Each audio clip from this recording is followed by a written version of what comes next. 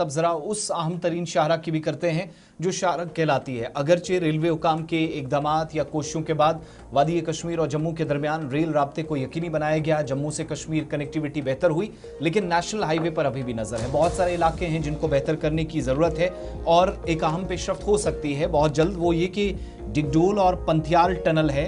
हो सकता है कि अमरनाथ यात्रा से पहले पहले इसको खोला जाए।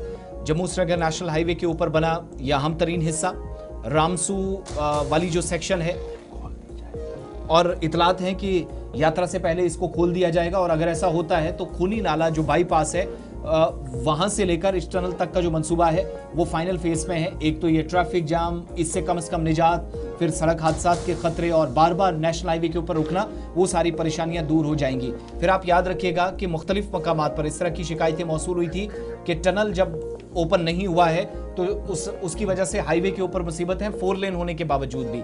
लेकिन अब थोड़ी सी राहत की बात यह है कि इस टनल को खोलने की जो तैयारी की गई है, नेशनल हाईवे पर एक फर्क पड़ सकता है। जरा इस पर मजीद समझेंगे।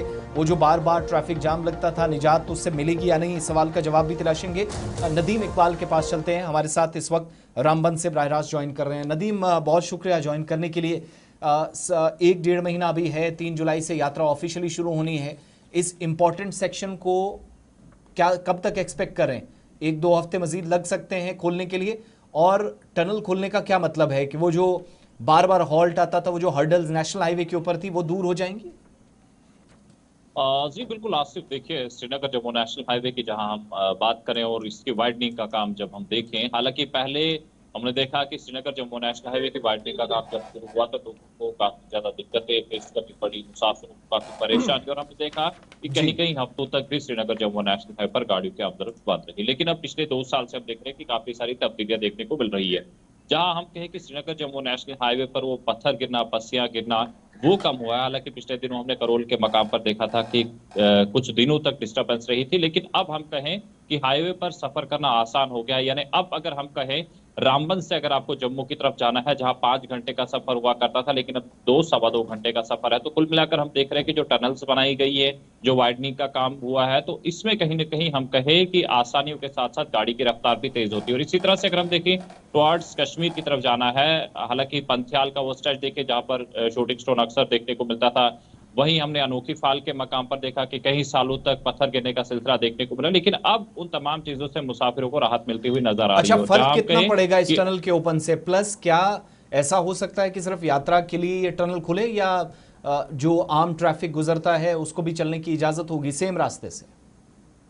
बिल्कुल आसिफ, देखिए एक चीज हम देखें, क्योंकि अमरनाथ यात्रा स्टार्ट होने से कबल जब तैयारियां हम देख रहे हो रही होती है, तो उसमें कहीं ना कहीं काम में काफी रफ्तार लाई जाती है। और ऐसा ही हम देख रहे हैं, क्योंकि हमारे पास अब एक टनल नहीं बल्कि काफी सारे टनल्स हैं। जिस तरफ हम एक कहें कि कुनफट पीड़ा टनल, इसके साथ साथ में मारूफ के पास हमारी एक टनल है। वहीं अगर हम देखें केलामोड टनल है, और दूसरी जो टनल जिसका ब्रेक थ्रू हुआ है वो डिगडोल पंथियाल टनल है। कहीं ना कहीं हम कहें कि उससे भी लोगों को राहत मिलेगी और उसका ब्रेक थ्रू हुआ। हालांकि कुछ काम पेंडिंग है, लेकिन उम्मीद की जा सकती है कि आने वाले कुछ महीनों के अच्छा अंदर जी, नदीम ये बताइएगा, ये किस एरिया को बाईपास करेगी? क्योंकि नेशनल हाईवे अथॉरिटी का माना कि जब ये टनल थ्रू हो जाएगी, आपका जो हाई पैच वाला एरिया रहता था जहां पर सबसे ज्यादा खतरा रहता था सड़क बंद होने का या एक्सीडेंट्स का, वो जी पूरा बाईपास हो जाएगा। ये कहां से कनेक्ट करेगी, कहां की ओर जाएगी?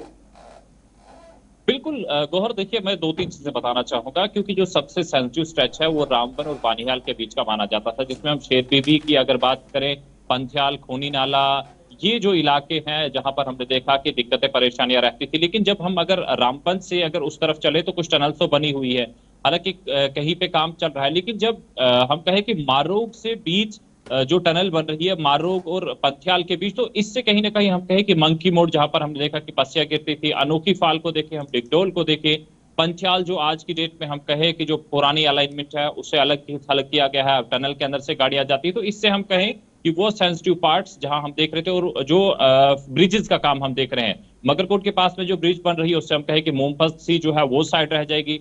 इसी तरह से शेर बीबी का इलाका। तो कुल मिलाकर हम कहें कि बानिहाल और रामबन के बीच का जो सबसे सेंसिटिव स्ट्रेच माना जा रहा था, लेकिन आज की डेट में जिस तरह से काम चल रहा है, जिस तरह से रफ्तार काम में देखने को मिल रही है, जो टनल्स का काम चल रहा है, जो ब्रिजेस का काम चल रहा है, इससे हम कहें कि राहत मिलेगी। और एक नहीं बल्कि दर्जनों ऐसी जगह है जहां पर अच्छा, ये स्टोन जो और डिगडोल और तपस्या की जगह पंजाल वाला सिलसिला टनल ट्यूब ऑन होगा तो कुल मिलाकर एक आधे घंटे का मजीद फर्क पड़ेगा या ज्यादा होगा?